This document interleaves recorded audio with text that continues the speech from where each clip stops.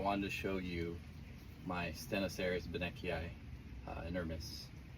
I've had this plant since 2019, so we're reaching 5.5 years now of having this Stenocereus right here, and it is now at the tippity tip top of this greenhouse. This is the main column. You can see here there's 1, 2, 3, 4 columns now, but I'm going to have to cut this down just for the sake of the plant. All the arms want to go this way and that way, fall over. It's kind of staked up at the moment. Right here, you can't see it, I'll show it in another video, but there is a fruit here. Hopefully I catch it at the right time this time to try to germinate them, the seeds. But if you haven't seen this beneckei before, everyone says this is their whitest Stenocereus beneckei they've seen in person before, even on camera, I guess.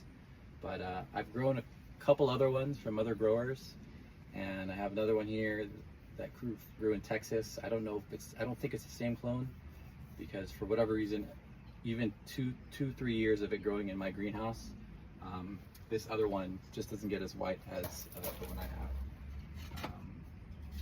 I won't be able to move the camera, but this is one of the cuttings I've done from my other mother.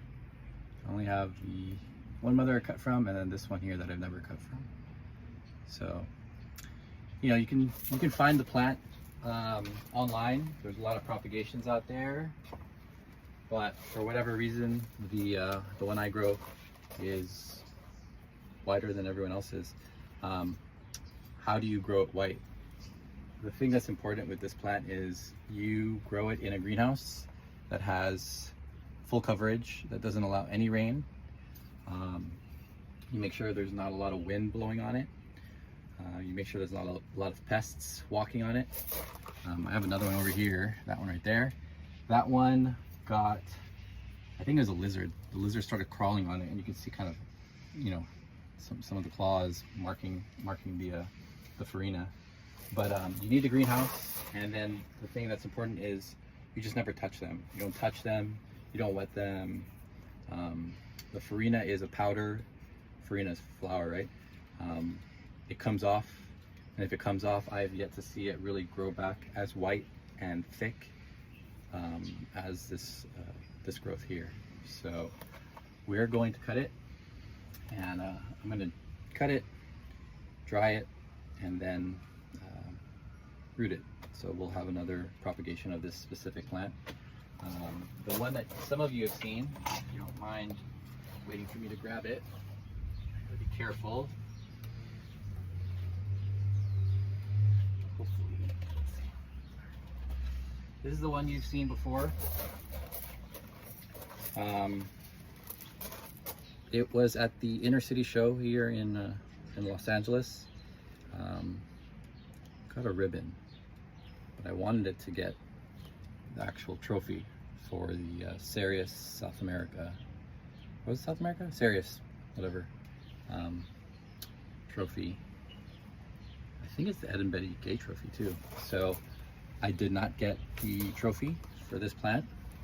It was a lot cleaner prior, but now these pups are the whiter of the three. But this one, this is pretty much what the goal is.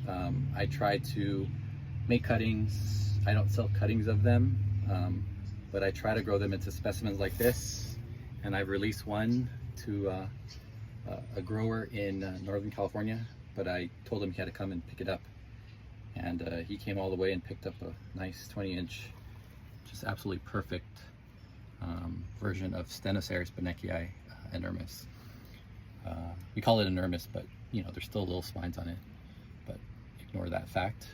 There's a long spine for him, and there's this short spine, which we call inermis. So yeah, you can see, I mean, this is just, you can't mail stuff like this. So that's why it takes up valuable space in the greenhouse. And I do my best to keep it safe, and I try not to let anything touch it. Sometimes the Japanese beetles touch it. What else comes in here? There's a lizard in here that eats bugs, which is fine, but hopefully it's not the squirrels and the mice. But I'm getting sweaty in here, huh? Thanks, Hector. Cactus Market ATX. So yeah, let's go ahead and cut it.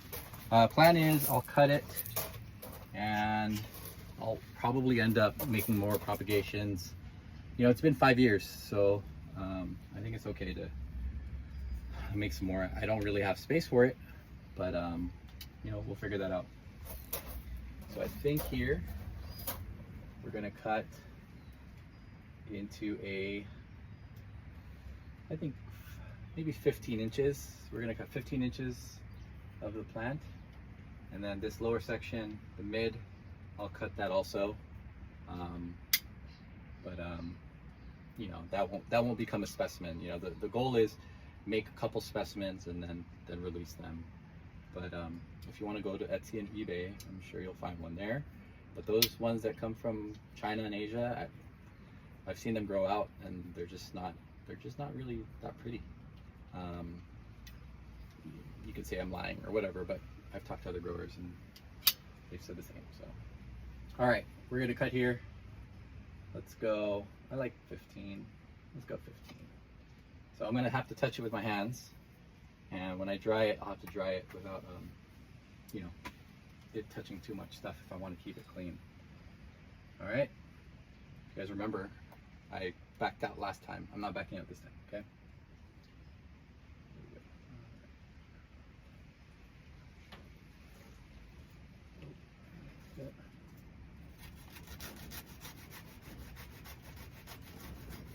Core is real woody. Come on, work with me.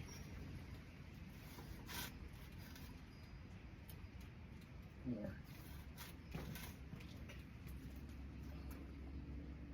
All right, there we go. All right. This lower section's pretty much ruined, but just want to show you. There's a line. It's a farina. In nature, it doesn't really need this much coverage. I have some growing outside, and they turn pretty purple, pretty stressed out and red. But you know, when the rains come, all this comes off. It doesn't really come back. And some people say it comes back. I don't believe them. I don't know. Whatever. Believe me, believe them. But this is what, you know, caked on farina looks like. And you can see here, this is toast. Yeah, it'll be fine. I'll dry this with my special Kangi upside down technique, and then we'll get it rooted. But I'll probably try to hide what I touched right here. And yeah, cool. All right, well, I just wanted to show you, I did finally cut Stenocereus beneckei inermis. This is my original, well, the growth from my original cutting that I got 5 years ago here in California, Southern California. But yeah, you know, in 2 years or so, I'll have maybe a little less than that. We'll have another specimen growing in its own pot, and the next person will be able to grow this. Again, you need a greenhouse. Don't grow this outside if you want it to be this white. Don't top water. Don't spray it. Don't do anything to it. If I blow on it, some of it comes off too. Look. A little bit of powder, right? I'm getting sweaty. It's hot in this greenhouse. All right. Thank you guys.